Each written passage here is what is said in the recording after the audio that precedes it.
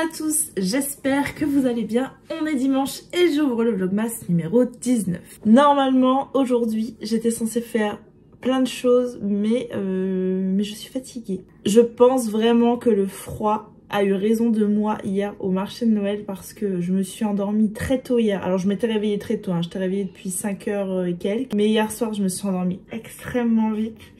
Et voilà, et ce matin j'ai été réveillée tôt du coup, puisque je me suis endormie très tôt hier soir, donc à 6h j'étais levée. Cet après-midi on devait aller normalement à la fête de la Yule qui est organisée pas très loin de chez moi. Et je vais pas y aller parce qu'il fait très froid et qu'hier j'ai eu très froid et que j'ai pas du tout le courage en fait. C'est dommage puisque cet après-midi c'est la finale du foot et je me dis qu'il y aurait eu personne. Mais écoutez, tant pis, je vais rester au chaud. Mon mari va sortir avec les garçons cet après-midi. Du coup, au programme de ce vlog, ça sera un vlog à la maison. J'ai fait 2 petites réceptions que je vais ouvrir avec vous. Et puis ensuite, j'aimerais beaucoup cet après-midi faire de la carterie. Je voudrais préparer mes cartes de Noël, mes cartes de bonne année.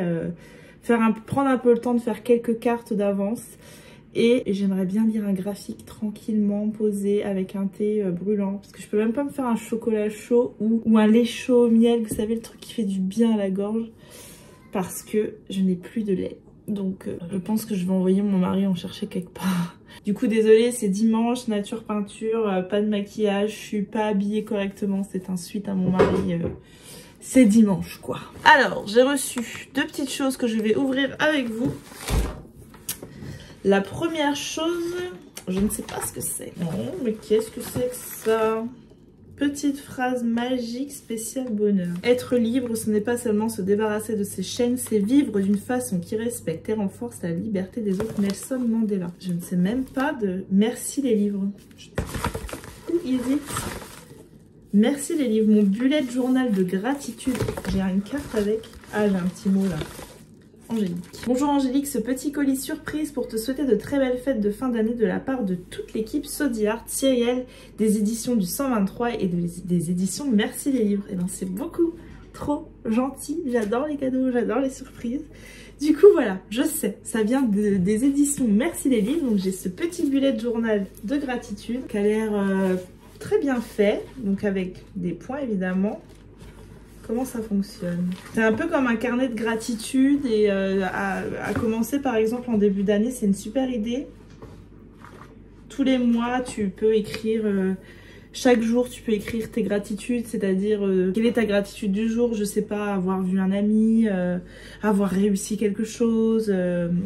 Et ça m'a l'air d'être un peu un bullet journal mais guidé sur la gratitude justement. En fait ça commence par...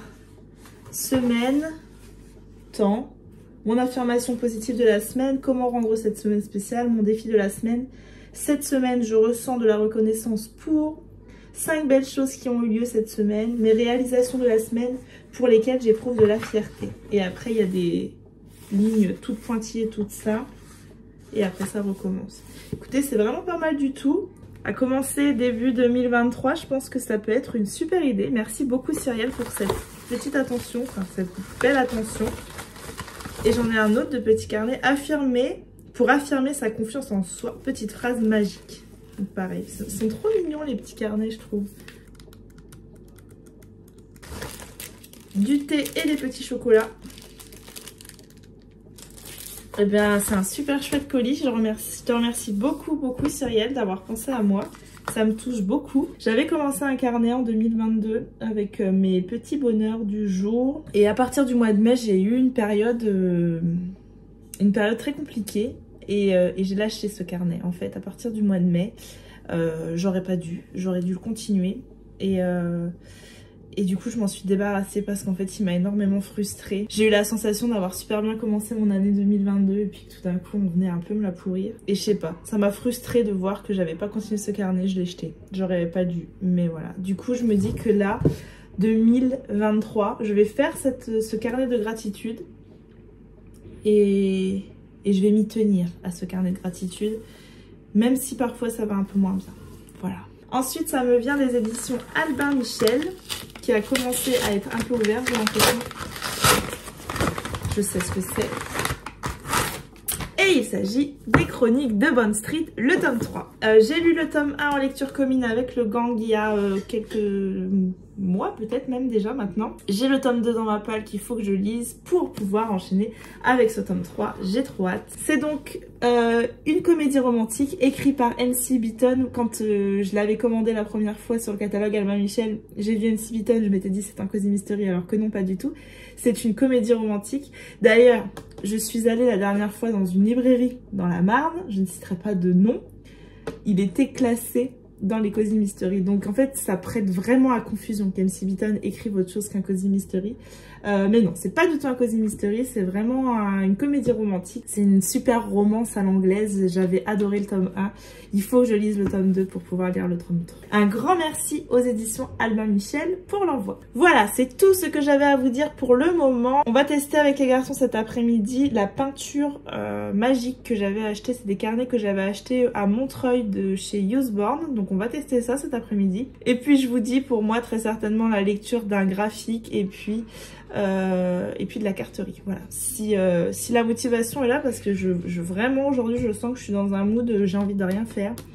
Je serais célibataire sans enfant, là je serais sous un plaid en train de soit scroller sur Instagram, soit scroller sur TikTok, soit regarder une vidéo YouTube. Mais non, il va falloir que je m'occupe des enfants avant qu'ils partent. J'ai vraiment pas une super mine aujourd'hui, je trouve. C'est vraiment pas... c'est pas merveilleux. Allez, je reprends plus tard. Regarde, la petite, elle monte de l'herbe. Oui. Elle monte des feuilles tombées. D'accord. Et la sœur, elle regarde. Tu crois que c'est une sœur et un frère? Ah non, c'est deux sœurs. C'est deux sœurs, d'accord. La sœur comme ça, elle regarde qu'elle mange. Moi j'ai plein de petits œufs. Et toi, montre voir ce que tu fais. Un triceratops? Ah non, c'est pas un triceratops. C'est un peu un gyacosaure. Montre, ouais. Pour préparer mes cartes de vœux, je prends que du matériel de chez Action, des cartes, ce bloc de feuilles ainsi que ces tampons et dies. Je mets ensuite évidemment en route la Cricut. Je prépare mon dessin sur le Design Space. Je retire l'excédent de papier une fois ma découpe faite et je reprends une autre feuille pour faire la même chose sur un motif différent. Je découpe ensuite mes petits bonhommes de pain d'épices avec la Big Shot.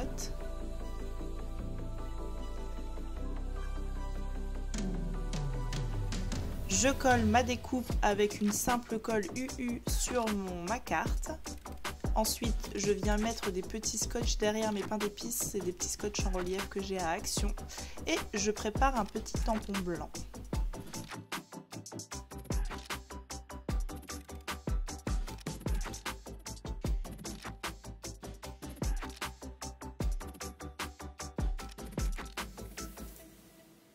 Pour finir, je prépare le tampon en haut à droite pour faire un peu comme une espèce de timbre.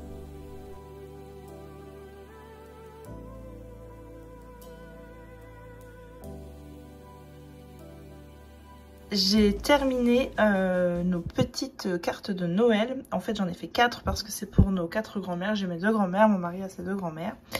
Et voilà, je vais leur envoyer une carte à chacune. Avec un petit mot évidemment, en général je mets des dessins des enfants. Et puis là j'ai la photo de classe, donc je vais leur mettre la photo de classe de chacun. Et voilà, je vais leur envoyer. Celle-ci je l'ai faite sur l'endroit et les autres je les ai fait sur l'envers. Je trouve que ça fait plus joli, je trouve que le marron il est fort foncé là.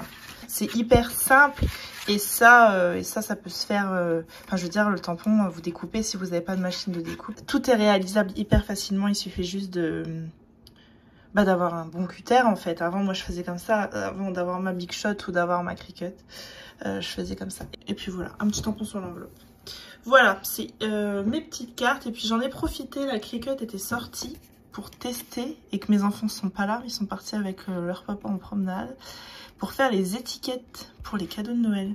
Et écoutez, je la trouve trop canon cette étiquette, donc voilà, je vais toutes les faire. On voit peut-être pas mais c'est avec un stylo de chez Cricut qui est à paillettes. J'ai le bouchon qu'elle a. Il est encore à la machine le stylo. Et du coup je trouve que ça fait trop joli. Je vais les faire juste un peu plus petites. Mais ouais, je vais faire mes étiquettes comme ça. Je vais en profiter qu'ils sont pas là pour les faire. Là, je vais faire une pause je vais faire une pause avec la Cricut et je vais aller bouquiner un petit peu. Un petit graphique, je sais pas encore lequel je vais prendre. Et je vous reprends plus tard.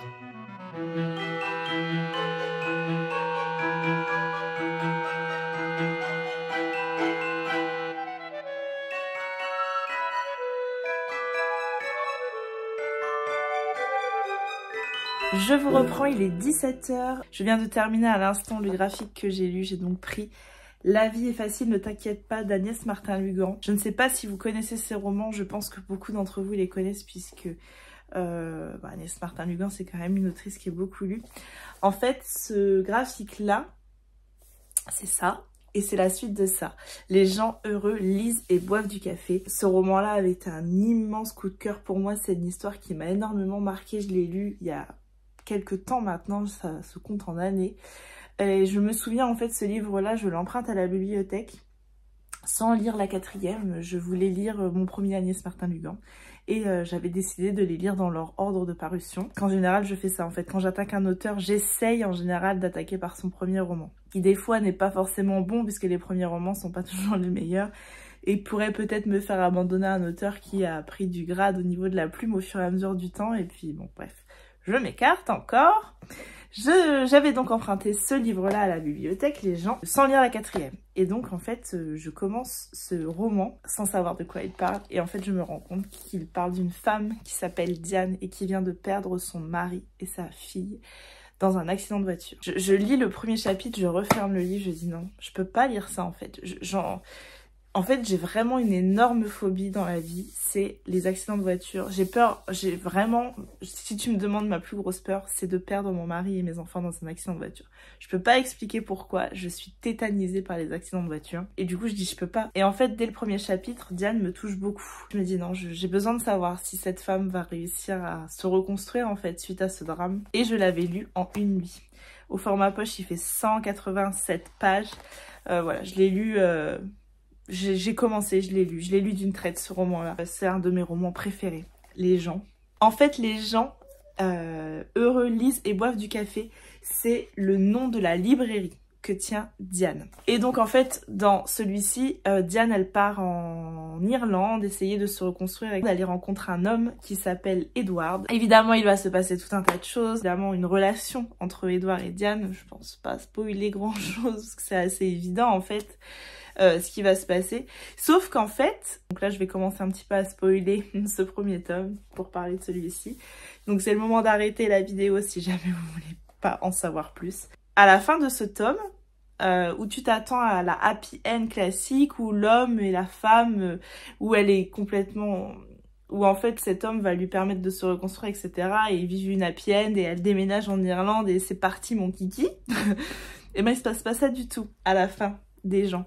Il se passe que Diane décide en fait de repartir vivre en France. Elle a trouvé chez Edouard une sorte de guérison, une sorte de façon d'aller de l'avant et elle décide de rentrer en France pour reprendre son café-librairie. Les gens heureux lisent et boivent du café. Et ensuite donc Agnès Martin-Lugan a écrit La vie est facile, ne t'inquiète pas. Et donc dans celui-ci, en fait, on retrouve Diane au début du roman qui a toujours Edouard dans la tête parce que ça a été une relation assez passionnelle dans Les gens. Et on voit en fait qu'elle pense toujours à lui et au début de ce roman-là, elle va rencontrer un homme qui s'appelle Olivier et construire une nouvelle relation avec Olivier. Sauf qu'un jour, Olivier l'emmène à un vernissage sur l'Irlande, puisqu'en fait, il a cru comprendre que elle avait beaucoup aimé l'Irlande et en fait, elle entend une voix au loin dans la salle. Et en fait, cette voix, c'est la voix d'Edward, puisqu'Edward est en France. Ce vernissage, c'est une exposition de photographies d'Edward. Et il est là pour l'exposition, il est venu en France pour l'exposition. Et pendant cette exposition, en fait, Edward, il va être très froid et... parce que ouais, elle est un peu partie comme une voleuse en fait d'Irlande. Mais il va lui apprendre que Abby est malade, Abby c'est la tante d'Edward. Il va donc lui apprendre que Abby est malade et qu'elle en a plus pour très longtemps et... Du coup, Diane décide de repartir en Irlande. Je vais pas vous en dire plus, il se repasse de nouveau tout un tas de choses dans ce roman. J'ai adoré les deux. Je peux pas vous dire s'il y en a un ou de l'autre que j'ai préféré parce que presque c'est un livre en fait. Et les deux sont vraiment super. Et du coup, l'adaptation graphique, La vie est facile, ne t'inquiète pas, est extrêmement bien réussi. J'ai été toute émue à la lecture de ce graphique, j'ai encore pleuré comme dans 100% des livres d'Agnès Martin-Lugan et là de les voir en images, ben, j'ai trouvé ça hyper chouette. Les gens sont sortis aussi en adaptation, il faudrait que je me le trouve. Alors il y a des premières planches, à chaque changement de chapitre il y a une première planche qui est un petit peu plus travaillée que les autres, qui sont très très jolies et après les planches elles sont comme ceci. Le trait de crayon est peut-être pas assez détaillé sur les dessins. Au niveau du visage toujours, je suis très très exigeante en fait sur les visages. Mais écoutez, ça m'a pas du tout gênée pour ma lecture. J'ai trouvé la retranscription vraiment très très fidèle au roman, très très émouvante. Et à la fin on a des petites planches avant la mise en couleur. Et je les trouve très très très belles les planches avant la mise en couleur.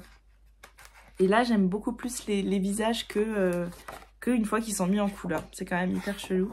Voilà, ça c'est la sœur de Edward qui est dans le roman, elle a les cheveux d'un rouge pétant. Quand elle fait son entrée en scène dans le roman, on ne voit plus qu'elle, elle est tellement belle. J'essaie de vous la trouver, elle est là.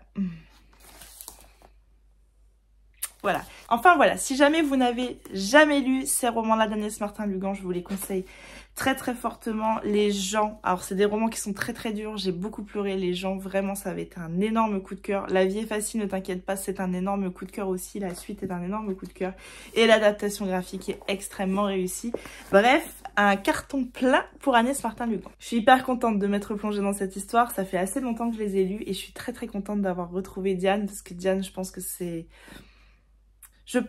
Diane, mon personnage préféré dans tous les romans qu'a proposé Agnès Martin-Lugan. Elle en a fait d'autres que j'ai trouvé très très bons, mais Diane, elle m'a marqué quelque chose d'incroyable. C'est tout ce que j'avais à vous dire pour le vlogmas du jour. Comme d'habitude, je vous remercie d'avance si vous prenez le temps de liker, commenter ou partager votre instant de visionnage sur les réseaux sociaux. Moi, je vous dis à demain pour un nouveau vlogmas. Je vous fais des bisous. Bye!